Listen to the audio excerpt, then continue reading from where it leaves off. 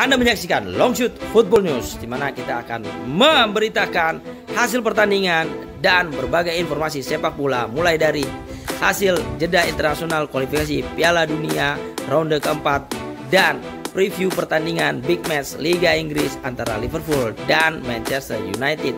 Juga berita update dari Newcastle United yang mengalami badai cedera di lini belakangnya. Mari kita saksikan.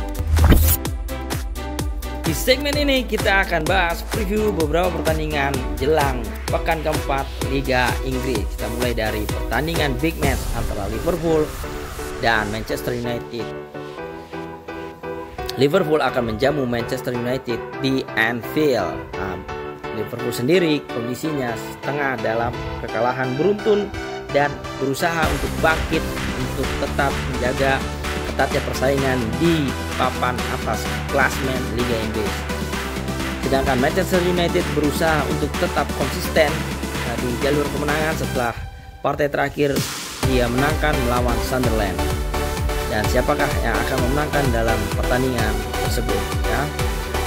Kemudian ada Fulham versus Arsenal, saat ini berada di puncak klasmen. Jika mereka berhasil menang melawan Fulham, mereka berpeluang menjauhkan diri dengan selisih poin sebelum Liverpool bermain. Namun pertandingan ini tidak akan mudah. Arsenal memiliki catatan sulit di Craven Cottage dalam beberapa musim terakhir, termasuk kekalahan 1-2 di musim sebelumnya. Fulham dikenal sebagai lawan yang alot di kandangnya sendiri. Kemudian kita akan melihat pertandingan Manchester City dan Everton. Manchester City akan menjamu Everton dan bertekad mengamankan 3 poin penuh untuk tetap menempel ketat Arsenal dan Liverpool di puncak. Setelah beberapa hasil yang kurang memuaskan, City diprediksi akan tampil dominan di kandangnya sendiri. Kita ingat Erling Haaland tetap menjadi momok bagi pertahanan seluruh tim Liga Inggris. Kemudian ada Nottingham Forest versus Chelsea yang dikabarkan baru saja meraih kemenangan, misalnya 2-1 atas Liverpool, akan berusaha melanjutkan momentum positif untuk merangkak naik dari papan tengah. Melawan Forest di laga tandang akan menjadi ujian konsistensi bagi The Blue. Dan ada Tottenham Hotspur melawan Aston Villa. Tottenham yang tampil mengesankan di awal musim berada di posisi 3 akan menjamu tim kuat Aston Villa.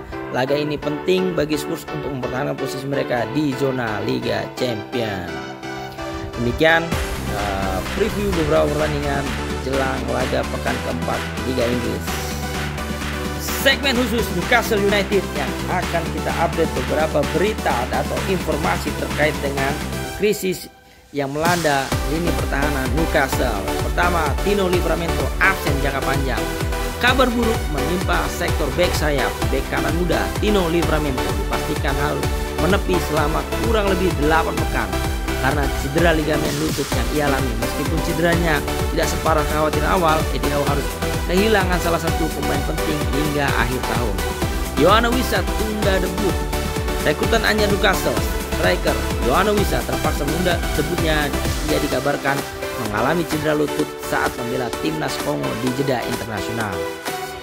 Sedangkan di lini depan, striker kita yang baru Nick Woltemade tengah dalam kondisi terbaiknya setelah mencetak gol terus-menerus di 5 pertandingan secara beruntun.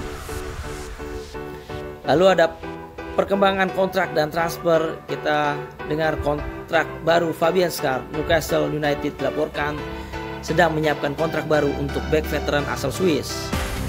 Fabian Schär bersama Sven Botman dan Malik Thiaw dinilai menjadi kunci dalam menjaga pertahanan tim di tengah badai cedera. Kembali di segmen terakhir, update berita tim nasional Indonesia. Kita mulai dari perpisahan dengan Patrick Kluivert dan tim kepelatihan. Jadi secara resmi PSSI telah menyepakati kesepakatan bersama dengan tim kepelatihan Patrick Kluivert untuk mengakhiri kerjasama setelah Patrick Kluivert gagal membawa Indonesia lolos ke Piala Dunia 2026 maupun lolos ke ronde kelima setelah kalah 2 kali berturut-turut melawan Arab Saudi dan Irak. Dan ada beberapa reaksi dan tanggapan dari pemecatan pelatih Patrick Kluivert. Yakni pemecatan ini disebut oleh pengamat sebagai konsekuensi logis dalam dunia sepak bola profesional. Lalu Patrick Kluivert sendiri telah menyampaikan ucapan terima kasih kepada PSSI usai kesepakatan pemutusan kerjasama. Namun yang disayangkan adalah Patrick Kluivert tidak menghampiri para supporter Indonesia yang berada di Jeddah dan menyaksikan 2 laga di ronde 4 kualifikasi Piala Dunia 2026, dan belum ada permohonan maaf secara langsung dari Patrick Kluivert kepada para supporter timnas Indonesia. Kemudian media Belanda juga dilaporkan menyoroti perusahaan ini, menyebutnya sebagai berita yang besar. Meskipun demikian, beberapa pihak menilai Kluivert sempat mewariskan hal positif di timnas Indonesia. Tapi hal positifnya apa? Kita tidak tahu. Dan berikutnya, isu kekalahan di kualifikasi Piala Dunia 2006 adalah menjadi alasan utama dalam pemutusan kontrak kerjasama dengan Patrick Kluivert. Hasil pertandingan timnas Indonesia dikabarkan gagal maju setelah menelan kekalahan tipis dari Irak, dan perpisahan Kluivert menjadi tuntut langsung dari kegagalan timnas Indonesia lolos ke Piala Dunia 2026.